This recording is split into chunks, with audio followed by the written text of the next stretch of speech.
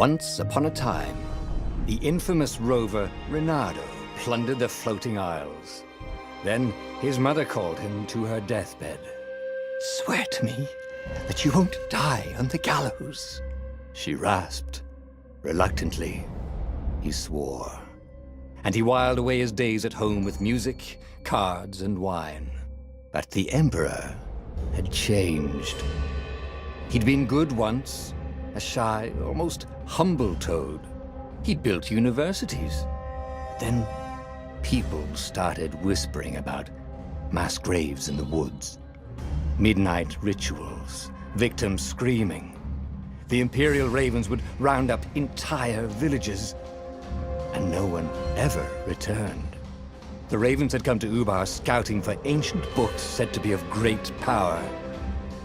But the librarians had hidden the books, so they'd burnt the librarians. The citizens, outraged, had driven them off. The Ravens had come back with dropships. The kid had fled with one of those books. He was brave and dumb and wanted to join the rebellion. And Reynardo had promised his mother he'd protect him.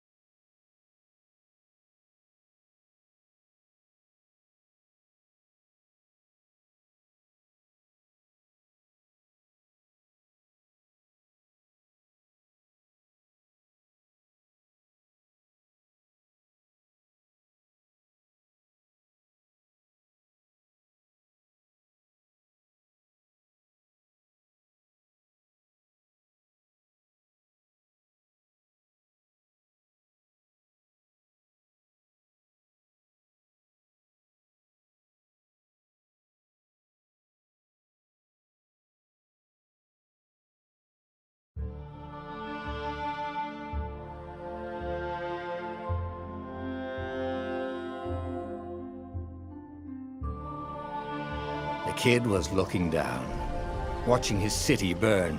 "Sorry, kid," Reynardo told the kid. "Look, if we give them the book, they'll leave you alone." "My mother died for this book!" "I promised her I'd protect you." "Oh, damn it." The kid had run off. With the book, of course. So Reynardo had to run after him.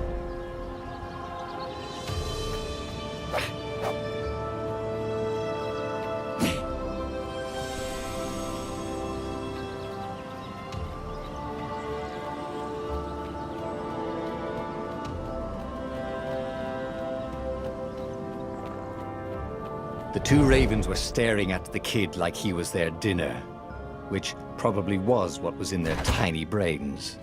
"Hey," Reynardo said. They cocked their heads at him. "Pick on someone as ugly as you." Wait, that didn't come out right. "For the Emperor!" The Ravens cawed and rushed at him.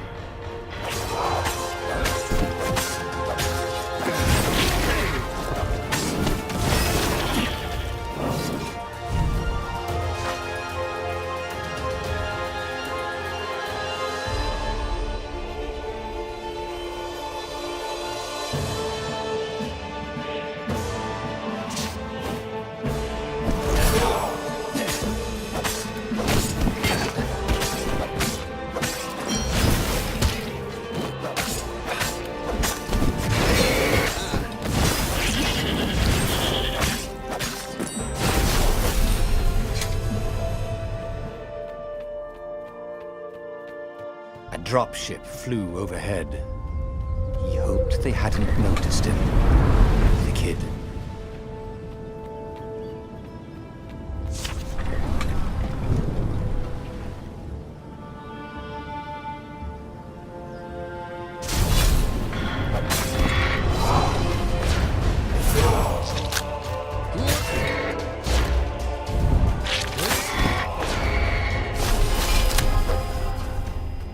Oh, right. The Gate of Heroes. Someone's idea of a joke, making the Skyship Docks a gated community. You needed a hero's sword to open it. And the kid was on the other side of the gate. "Who let you through? Promise me you'll take the book to the rebels, or I'm gonna steal your ship." "I'm not taking that damn book anywhere, and neither are you." "Try and stop me," laughed the kid. I bet you don't even have a hero sword. And with that, the kid hopped away. Had to hand it to the kid. He was an idiot, but he had guts. Where was Reynardo going to get a hero sword?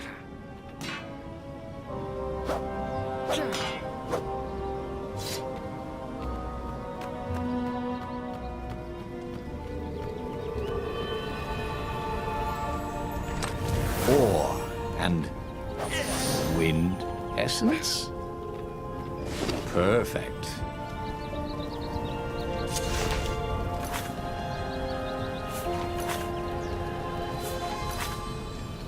A hero sword. QED.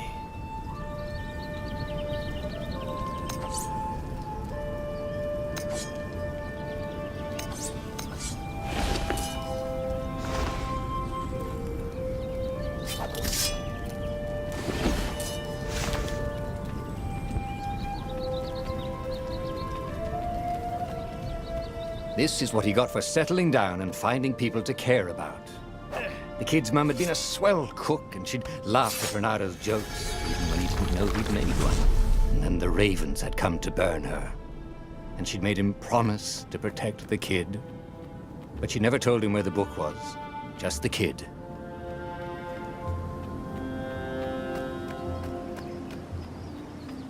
He came up to a ledge. It was too far to jump. There'd been a bridge here before, hadn't there? And there was Peter, giggling at him. "How'd you get across?" he asked the kid. "Where'd you find a hook?" "I hopped," said the kid. Wise-ass kid. "Hey, look out behind you!" "Cute," said Reynardo.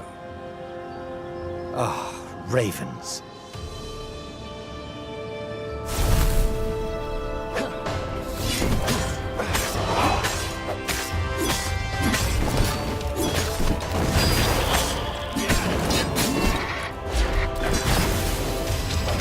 It was time to talk some sense into the kid.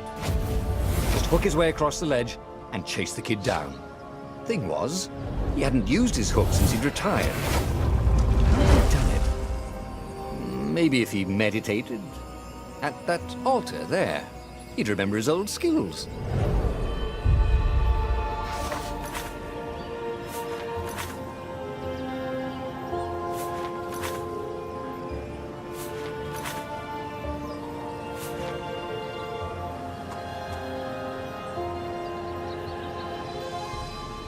It was starting to come back to him. Something you never completely forgot, like how to freeze time when attacking. The more he fought, the more he'd probably remember.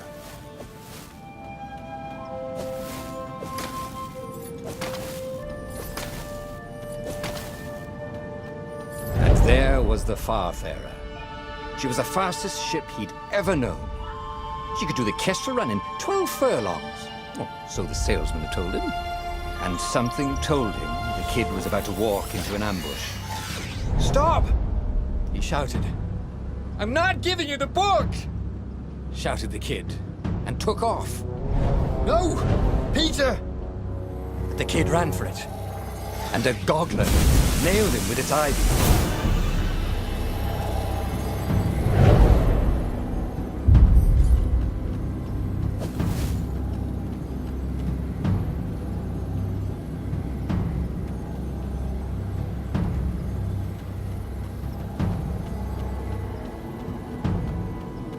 The book was unburned. Next to it were the buckles from the kid's shoes, and a kid-sized pile of ashes. Damn it. Why hadn't he lied and told the kid he'd take the book to the rebels? The kid would be alive now. Really pissed off and betrayed, but alive. Oh, damn it. Reynardo picked up the book. He couldn't let the Empire have it now. He was going to have to get it out of there. He'd be a wanted man. Probably have to join the rebellion just to have a place to dock. Well, he'd hated home life anyway.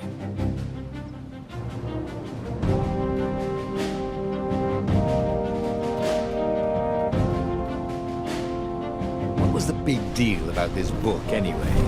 Maybe he should open it and find out.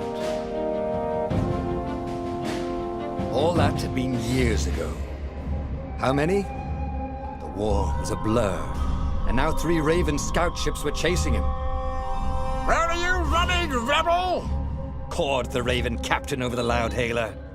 Renato could see them cranking up their catapults. Just going out for milk? Renato yelled back. Where can you run? Laughed the Raven horribly. Far behind him, another city was burning. The dark cloud above its island was thousands of Imperial ships. The fleet was doing a thorough job. Take us to the rebel base! I will spare your life! It cawed. The entire jury-rigged rebel fleet was only a few islands to the east.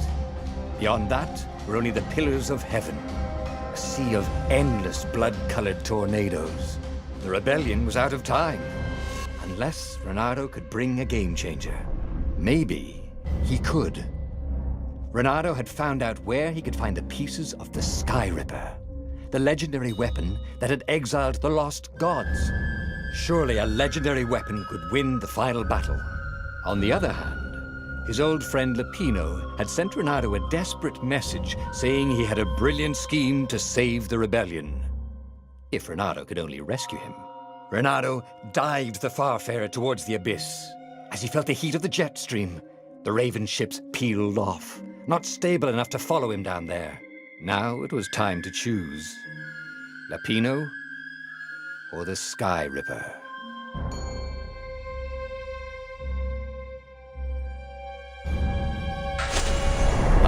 Lapino. Apparently, the Mad Rabbit had sold a Pegasus that he did not exactly own. Lapino always wiggled out of trouble, given time. But he was out of time. The Ravens had figured out that Lapino was a rebel spy. If the fleet reached him first, they'd string him up for that. Never mind the winged horse.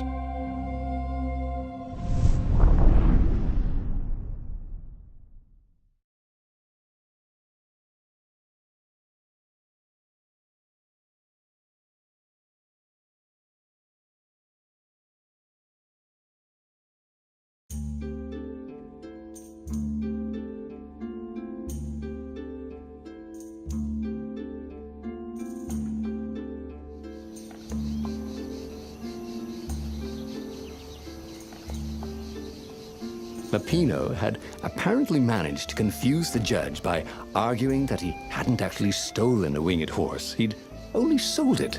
But wait, where was the prison? The village was empty. Had everybody fled the Ravens?